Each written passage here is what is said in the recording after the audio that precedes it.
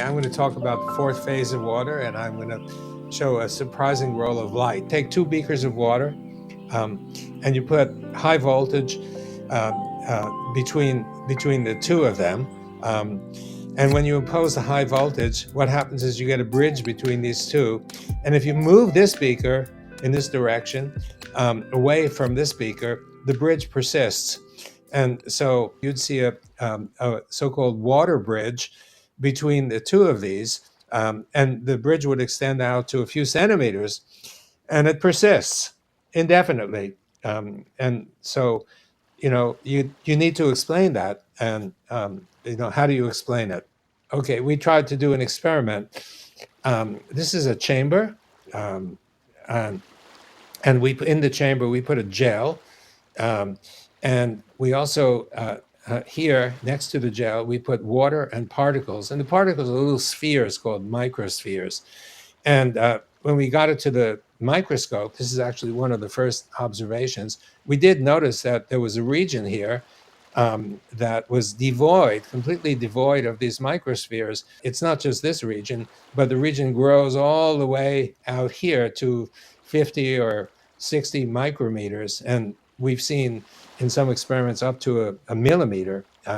So this zone, because it excludes the particles or microspheres, we call it the exclusion zone. So here's a list of evidence that easy water is physically different from bulk water. And this list was constructed about a decade ago, and by now the list would be twice as long, indicating, or roughly twice as long, indicating that this water really is physically different. So I'm not going to go through all these because mostly it's published, and it would probably bore you. But for example, this is the observation, and this is the technique that was used. So here, if you look at the third one, just for an example, EZ is not neutral like ordinary water. It has negative charge, typically, and we found out by measuring with microelectrodes the electrical potential or electrical potential difference. So this is like the gel I showed previously, or polymer or biological surface, and originally this started with ordinary water, and it wound up being an EZ here, and the region beyond the ordinary liquid water here. And by sticking an electrode in here, we found that this has negative charge, not neutral. And we found the complementary positive charges sitting out here. And so if you have negative next to positive, you've got a battery. And batteries are capable of delivering energy. So you have energy that is delivered as a result. If that's true, then if you put one electrode here in the negative and one electrode in the positive, you ought to be able to drive something like a lamp. And the next slide shows you've got some containers, some chambers with Nafion and pairs of electrodes. And this is a switch, and there's an LED lamp behind here, and this is a magnifier. If you flip the switch, you'd see the bright light here. And so this is proof of principle that the theory that I've been presenting to you really does work, that you can get electrical energy from basically water and light. This slide was meant to show the example of, here's a Nafion tube, and next to the Nafion, there's an exclusion zone that builds, that sends all the particles that had been suspended in the water away from the surface. The water, which you can see because of the suspended particles, keeps moving in this direction. It keeps flowing. And the question is, well, is it something peculiar to the Nafion tube, or is there a generality? Next slide. You'll get a kick out of this, Dr. Pollack. I build temazcals, which is a Mexican sauna, and it's Mexican because it's round and it's usually made out of red clay. And everybody that does a temazcal in a red clay, in a red, like a traditional temazcal, it's like a sweat lodge. You could think of it as like a masonry sweat lodge. The heated rocks will imbue the red clay with heat, radiant heat, right? And then Yes. that radiant heat becomes conductive, and they found that red clay, when it's heated, gives off all different levels of far infrared that's healing to our bodies. So for 1,000 years, it's been very well known. Like if you want to cleanse your body, go into a temescal, and but it has to be a red clay temescal. And it's because of that extra infrared that you're talking about is charging the water. So it's just making all of the fluid in your body this easy, this exclusion zone, this high energy thing that just pushes all the things that aren't supposed to be there out. Thanks everyone who's watching this. This is what I'm really excited about, earning a living healing Earth. I think a lot of us know how many problems we face in the world today. And I think if we're only doing the solutions in our off time, it's really hard to make a meaningful change. And so I'm hugely appreciative for, having gotten to see the results firsthand. I got to have a great apprenticeship with this man, Sepp Holzer, who just really rewired my brain in terms of what's possible with land and water. And you can see these projects that he's done, like this community in Portugal, that went from not having enough water to survive there as a community to having plenty of water. And this is only with the water from the sky, the waters that's freely available to us from nature, and how we interact and steward that. So I got the opportunity to work with him very intensely over a number of years, a lot of times being the person in the machine doing the things. And so it really helped me understand how to implement these types of solutions. This is his farm, the Krameterhof, which when I first heard about it, it was just the living manifestation of everything I dreamed of as a kid. People really living in tune with nature, producing all their food, fuel, medicine, everything they need from a landscape, in a landscape that's also very healthy and productive for the surrounding greater wildlife, not just for our human systems. Mm. What we do to this beautiful, intricate, and yet simple system is we create this watershed death spiral. We clear the land, we harden it, we, in that process, divert all of the rains downstream, creating flooding. But then, because that water didn't go in, we also have drought as a result. Then, with all these hot, barren, open landscapes, we get these rising hot air and high pressure domes that push on the incoming maritime humidity, resisting it until it eventually overwhelms, and you get bigger, more powerful storms than ever before, with longer periods of drought in between, and then with fire. And so we're very much creating this cycle of flood, drought, and fire that we experience today. And so what we do is water cycle restoration, where we're really reversing this process of the watershed death spiral, and we're resolving flood, drought, and fire through partnering with nature. And so this can take a lot of different forms: earthen water bodies, terracing, infiltration basins and check dams, leaky weirs, beaver dam analogs, contour trenches, biological enhancement. There's a lot of different tools in the toolkit that all help build this small water cycle function. So a lot of times we're coming in with big equipment and big machinery that, in areas where water has been drained and destroyed with big equipment, it's really hard to undo it with a shovel. And so we'll come in, we'll restructure the earthen resources that we have so that these landscapes can really hold on to water. And so, for example, this is a community that used to have a road going up where the water should be, draining this whole valley. And so they were Mm. running out of water because they were draining it all away in the 1 month where they have heavy rains, and then suffering drought the rest of the year. By changing that road that had been a previous impairment to this landscape, now they're holding, storing that water, feeding it back into the earth, and have plenty of water for their community once again. And so Beautiful. we can really be a positive impact on our landscapes and on our ecosystems. We can use this technology that we have to create really healthy landscapes that produce not just for humans, but for our non-human brothers and sisters all around the world that are just pushed to the edges.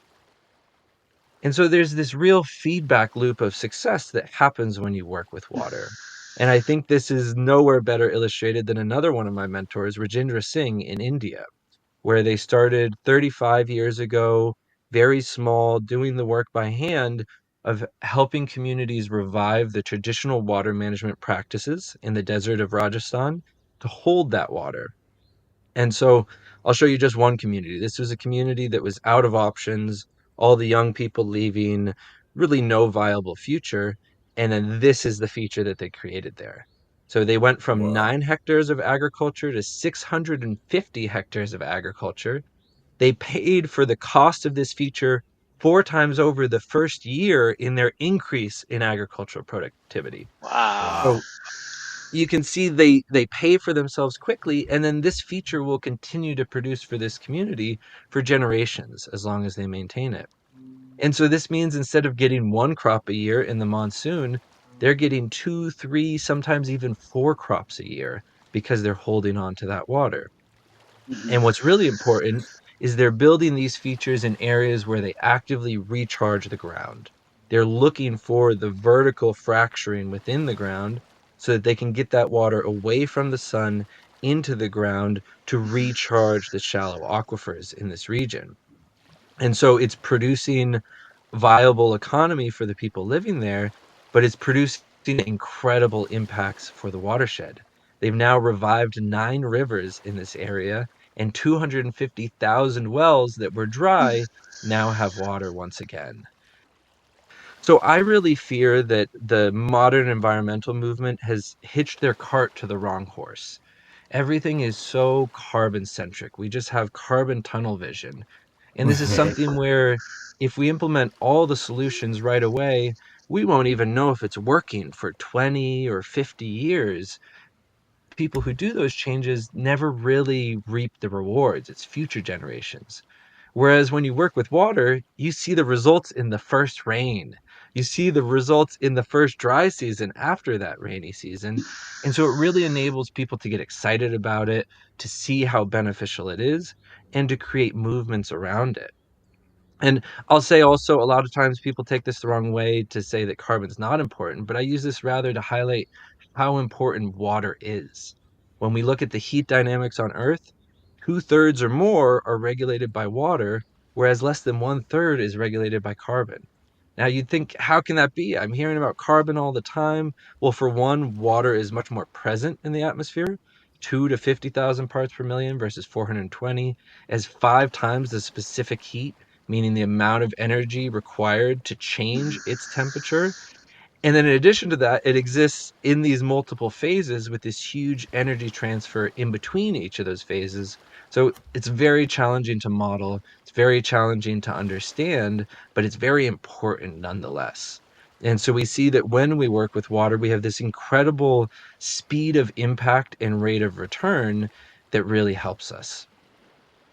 And the Cloudbuster itself is really interesting. I know there are a few people who have adopted or tried to adopt it, and Topher being one of them. so he's got his apparatus and he aims it at the sky, and it creates clouds and it creates rain where otherwise there would be no rain. And the idea is to create that green belt. And so the people who are attempting to escape from the poverty ravaged areas of Africa, they go north toward Europe. And the idea is and the Europeans are not so fond of all of those immigrants. And the idea is that if they travel north, they run into this green belt, and they have all the fruits and vegetables and whatever that they can ever need, and they stop. They don't go any farther north to Europe. So My well is at the very lowest part of my farm, but I have a ram pump system. So I went ahead and sourced old 7,000 or 5,000 gallon water, all metal water tanks from the city of Springfield, Missouri. I bought them on auction for $500 a piece, Wow. quarter inch metal. So now I'm ram pumping, which for those of you out there that don't know what a ram pump is, it's a cavitation pump, which reverts back to what we were talking about with the heart in circulation. It uses cavitation as a way to move a fluid. For this type of ram pump with the flow that I have, I can push the water about 20 meters, about 62, 63 feet higher than where it is. But my property, the very high ridge of my property, is only 20 feet higher than my well. So this water is going to go up to 10,000 gallons of holding, and then I'm going to distribute that. I already have one pond dug. I'm going to build a secondary pond to slow the water down. Because right now, we actually bought this property because I drove over the spillway of the well. And the second I drove over the spillway, I was like, "There's water," and I was so I excited. know what that But is. it was at the very bottom of the property, and they're just letting it go into the man-made lake. And I'm like, we're gonna use that for a trout pond. We're gonna use that for a secondary pond. We're gonna use that for a catchment basin at the top of the property. When I first read Schauberger, or when I read Callum Coates talking about Schauberger, he highlighted Lord Kelvin and Lord Kelvin's lightning maker.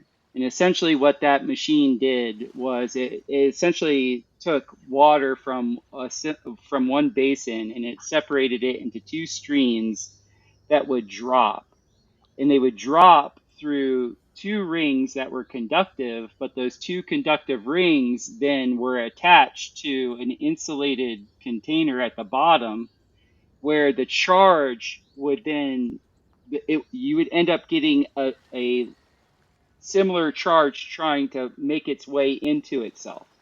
So the positive would start to resist itself and the negative would start to resist itself.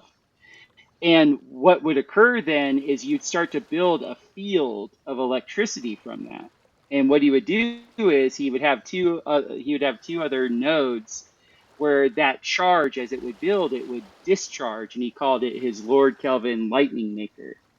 Because for every millimeter of little zap that you got, like we all feel that when we have static electricity, I think that's something like 10,000 volts. It's like an amazing amount of voltage. So the whole thing that I did with that was I actually just put diodes on that so it wouldn't fully discharge the system.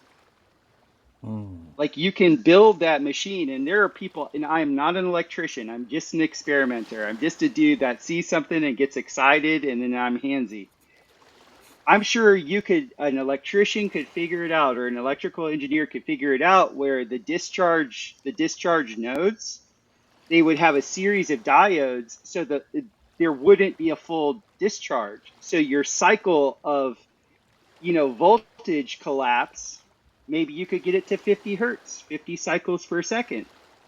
If you're getting 50 cycles per second, Wow. say at 110 volts, guess what?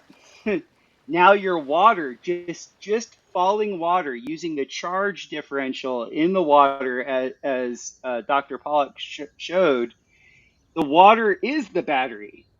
Lord Kelvin showed this with his lightning maker. He literally showed it, I think, in 1875. Like, this has been around for 150 years. It's just a matter of knowing how to engineer the structure so that you could get it to discharge at a rate that is something that modern electronics would use. So Victor Schauberger figured out very early in his hydrologist career that you wanted water to play. You wanted water to kind of tumble in on itself in a centripetal way. Because whenever water would actually fall in a centripetal motion, meaning falling inwards towards its center, just like Zach was bringing up, it starts to cool. It becomes denser. It ends up having a higher energy part to it. So he actually built this massive logging flume up in the Austrian Alps. And what he did was he made a massive egg water tank that was essentially condensing the water because he saw that the logs would float much better on a water that had a higher energy density. And then his flume looked like, something like a Jamaican bobsledding thing. Like it went down and did all these weird curves. And, the people in his day thought he was crazy. They're like, there's no way these massive logs with all this weight are going to be able to flow down this Jamaican bobsled thing. And it worked perfectly. And it actually, to his dismay, it worked so good that the the person he was working for ended up cutting down the entire forest because they could extricate the wood so easily. But his whole principle was that when you have a centripetal flow of water, when the water is diving towards the center, and when it has a space, like a flow form that it can go through, where it's zigging and zagging, but in a way that concentrates. Whenever you think of centripetal, think of concentration. You get, he called it higher qualigens. I have a lot of theories. I'm sure Dr. Pollack has a lot of theories on it. I think somehow, some way, it increases the light hydrogen, the protium in the water. It's, he was always saying, no, no, no, no. The rivers are in the streams. All these things need to be protected in the foliage and the trees that would create the canopy that the water would flow under would be the transpirative protection to keep the water cool underneath. Because the longer the water could stay cool, the more it would imbue the energy, the mature energy of the deep aquifer back into the land and into the ocean. So Jeez. like, I mean, you talk about somebody that was so like in tune. Yeah, I mean, I'm really wanting to pick Topher's brain about because we do a lot of spring development, and I certainly see the differences, but I'd love to start integrating those egg shapes into that. It reminds me very much of, Sepp will oftentimes talk about how any living being that doesn't move dies, Yep. and that applies for water too. And he has this very similar water system that, to my knowledge, has never been implemented, but was designed of these egg shapes with water circulating between them as a way to have Mm. living water in a house or a home. So Yeah. Topher, I'm very much wanting to get with you and pick your brain about how to integrate these egg shapes into our current spring development projects. Because Here's the thing about the egg shapes that so exciting. So I got into building with ferro cement because with ferro cement I can make an exact egg. And the cool thing is, if I make an egg out of ferro cement, I can use salt rebar instead of regular metal rebar. So Oh yeah. it doesn't block the telluric currents of the earth, because that's a very big deal, is to be able for the water to not be electrically disassociated from the ground.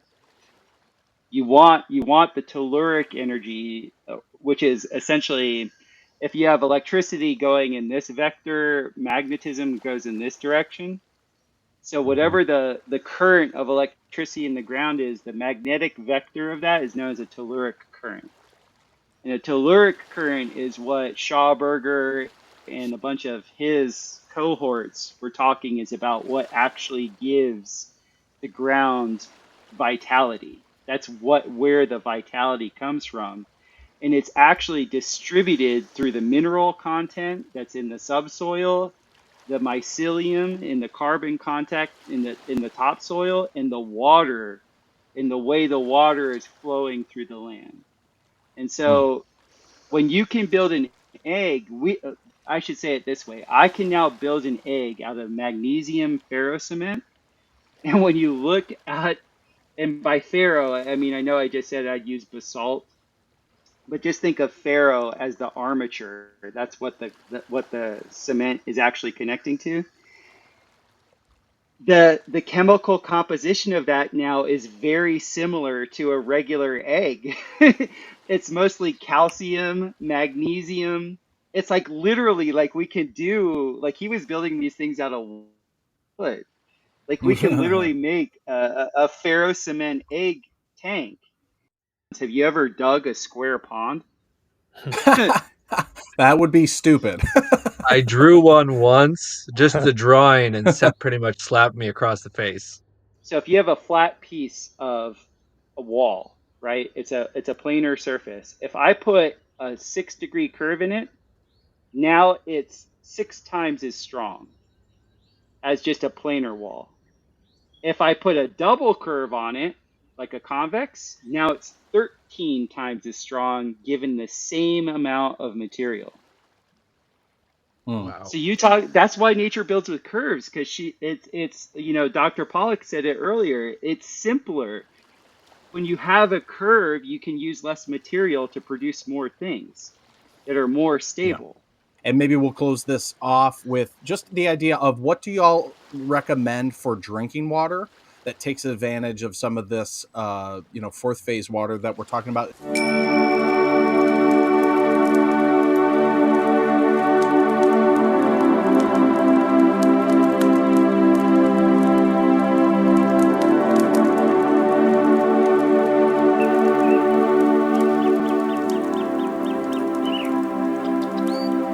It's been completely transformative. I mean, I went from thinking about business and the world in a certain way,